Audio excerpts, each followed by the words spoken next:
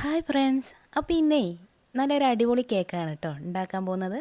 അപ്പോൾ കുറേ കേക്കിൻ്റെ റെസിപ്പി ഇട്ടിട്ടുണ്ട് ഞാൻ. പക്ഷെ അതിനൊക്കെ വ്യത്യസ്തമായ അടിപൊളി രുചിയും അതേപോലെ പഞ്ഞി പോലത്തെ കേക്കും.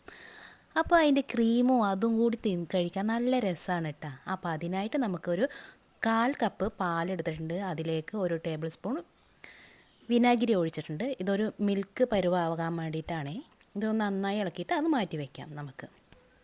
ഇനി വേണ്ടത് 1/4 കപ്പ് മൈദ എടുത്തിട്ടുണ്ട്. അതിൽ നിന്ന് ഒരു 2 ടേബിൾ സ്പൂൺ മാറ്റി വെച്ചിട്ടുണ്ട് കേട്ടോ. എന്നിട്ട് ബാക്കിയാണ് ഇതിലേക്ക് ഇട്ടിരിക്കുന്നത്.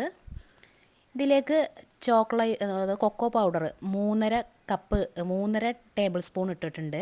അതായത് നല്ല ബ്ലാക്ക് ആയിട്ടുള്ള കൊക്കോ പൗഡർ ആണെങ്കിൽ 2 ടേബിൾ സ്പൂൺ ഇട്ടാൽ മതി. ഇല്ല ഇതേപോലെ ലൈറ്റ് ആണെങ്കിൽ ഇതേപോലെ 3.5 ടേബിൾ സ്പൂൺ ഇടാം. അപ്പോൾ ഒരു 1/4 കപ്പ് മൈദയെന്ന് നമുക്ക് 2 ടേബിൾ സ്പൂൺ മാറ്റി വയ്ക്കാം കേട്ടോ. പിന്നെ അതിലേക്ക് ബേക്കിംഗ് സോഡ 1 ടീസ്പൂൺ ഇട്ടിട്ടുണ്ട്. അതേപോലെ ബേക്കിംഗ് സോഡ അല്ല, ബേക്കിംഗ് പൗഡറാണ്. അത് 1 ടേബിൾ സ്പൂൺ. പിന്നെ 1/4 ടീസ്പൂൺ ബേക്കിംഗ് സോഡ, ഒരു നുള്ളു ഉപ്പ് ഇട്ടിട്ട് നല്ലതുപോലെ അതേപോലെ ചെരിച്ചിട്ട് നമുക്ക് മാറ്റി വയ്ക്കാം കേട്ടോ. ഇനി വേണ്ടത് ഒരു കോഴിമുട്ടയാണേ. അത് ഉടച്ച് ഈ പാത്രത്തിലേക്ക് ഒഴിക്കാം. പിന്നെ വേണ്ടത് 1/4 കപ്പ് ഓയിലാണ്. അത് ഇതിലേക്ക് ഒഴിച്ചു കൊടുക്കാം. ഇനി ഇതൊന്ന് ഇത് വെച്ചിട്ട് ബീറ്റർ വെച്ചിട്ട് ഒന്ന് ചെറുതായി ഒന്ന് ബീറ്റ് ചെയ്തെടുക്കാം കേട്ടോ.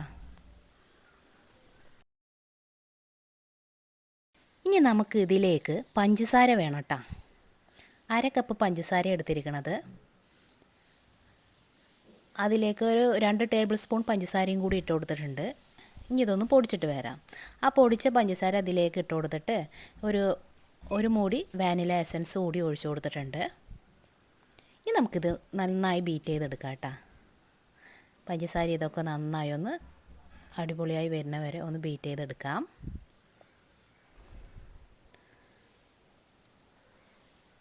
അങ്ങനെതാ ഈ പരുവായിട്ടുണ്ട്. അപ്പോൾ നമുക്ക് ആദ്യം നമ്മൾ മിൽക്ക് ക്രീമാക്കാൻ വേണ്ടി വെച്ചിട്ടുണ്ടായിരുന്നല്ലോ, അതൊരു 10 മിനിറ്റാണ് വെക്കേണ്ടത് കേട്ടോ. അത് ഇതിലേക്ക് ഒന്ന് ഒഴിച്ചു കൊടുക്കാം. ഇനി ഇത് നന്നായി ബീറ്റ് ചെയ്തെടുത്ത് റെഡി ആയിട്ടുണ്ട്. ഇതിലേക്ക് നമുക്ക് ചോക്ലേറ്റിൻ്റെ പൊടി ഉണ്ടല്ലോ, അതായത് ഒക്കെ ചെലിച്ച് വെച്ച നേരത്തെ ആ മിക്സ് ഇതിലേക്ക് ഇട്ട് കൊടുക്കാം. കുറച്ചായിട്ട് ഇട്ട് കൊടുക്കാം കേട്ടോ. രണ്ട് മറിയായിട്ട് ഇതിലേക്ക് ഇട്ട് കൊടുക്കാവുന്നതാണ്. ഇനി ഇതൊന്ന് എല്ലാവരുടെയും ഒന്ന് നന്നായി യോജിപ്പിച്ചെടുക്കാം. ചോക്ലേറ്റിൻ്റെ പൊടി വേണമെങ്കിൽ നിങ്ങൾക്ക് ബാക്കിയുള്ള പൊടിയും കൂടി അങ്ങോട്ട് തട്ടി കൊടുത്തിട്ടുണ്ട്. ഇനി ഇതൊന്ന് നന്നായി ഒന്ന് യോജിപ്പിക്കുക. അപ്പോൾ ഇതേപോലെ ഒരു കട്ടിയായിട്ട് നമ്മുടെ മാവ് ഇങ്ങനെ കിട്ടും കേട്ടോ, കേക്കിൻ്റെ മിശ്രിതം. അപ്പോൾ ഇതിലേക്ക് നമുക്കൊരു 4 ടീസ്പൂൺ പാല് ഒന്ന് ഒരു ഇളം ചൂടാക്കിയിട്ട് ഇതിലേക്ക് ഒഴിച്ചു കൊടുക്കാവുന്നതാണ്.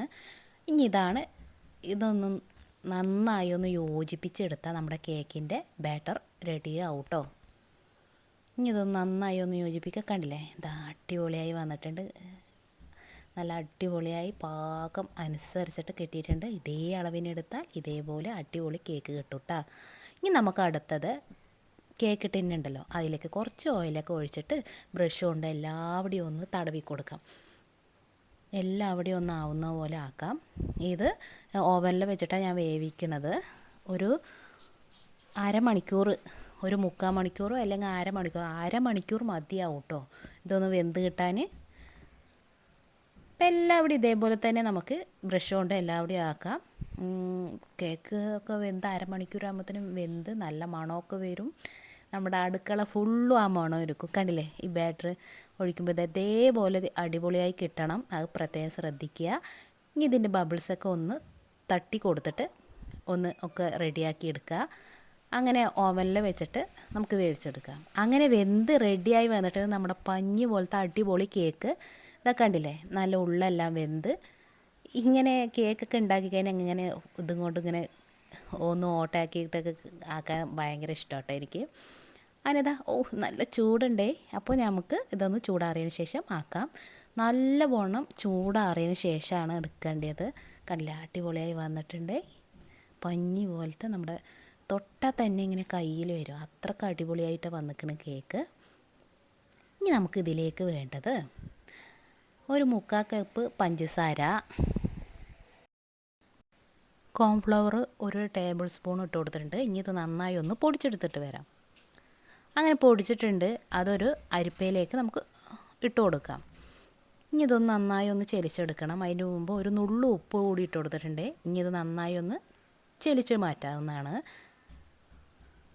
അതിലേക്ക് ഒരു മൂടി വാനില എസൻസ് ഇട്ട് കൊടുത്തിട്ടുണ്ട്. പിന്നെ ബട്ടറാണ് ഒരു 40 ഗ്രാം കേട്ടോ ബട്ടർ ഇട്ട് കൊടുത്തിട്ടുണ്ട്. ഇനി ഇതൊന്ന് നന്നായി ഒന്ന് അടിച്ചെടുത്തിട്ട് വരണം. ആദ്യമൊക്കെ കുറച്ച് ഇതെന്താ ഇങ്ങനെ ആവണമെന്നൊക്കെ വിചാരിക്കും. പക്ഷേ നിങ്ങളത് കുറേ നേരം ആക്കി പറഞ്ഞാൽ ഇതേപോലെ ഒരു ക്രീം കിട്ടും കേട്ടോ.